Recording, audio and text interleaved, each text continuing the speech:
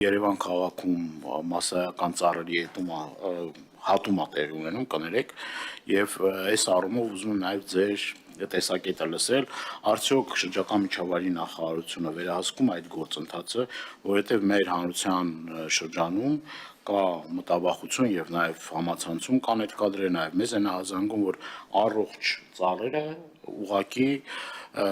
կտրվում են մասնավոր տարածքներում, օրինակ ծառահատվում, այսինքն շինարարություն են անում, բան են անում, վերջերս նաև ահազանգեր եղավ մասնավոր տարածք, դա էլ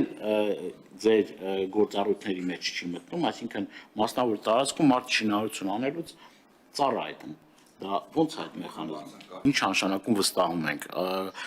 կարան եւ այդ որոնց որ վստահում եք, կներեք, բայց այդ կազմակերպությունները ուղղակի իրենց գործառույթը նորմալ չկատարեն, այդ վերահսկողությունը պետք է լինի մենակ վստահելու վրա, որ վստահում ենք նրա համար, որ քաղաքական թիմի անդամ է կամ լավ մարդ է կամ չգիտեմ բանատեսքը լավն է բան, ճիշտ չէ, էլի կներեք, որ սենց եմ ասում, բայց պետք է անպայման այդ վերահսկողությունը լինի, որովհետև մենք ահազանգեր ենք ստանում, որ կոնկրետ նաև շինարարական կազմակերպությունները այդ օրենքի խախտմամբ ծառերը որ կտրում են, շրջակա միջավայրի վնասը որ հասցնում են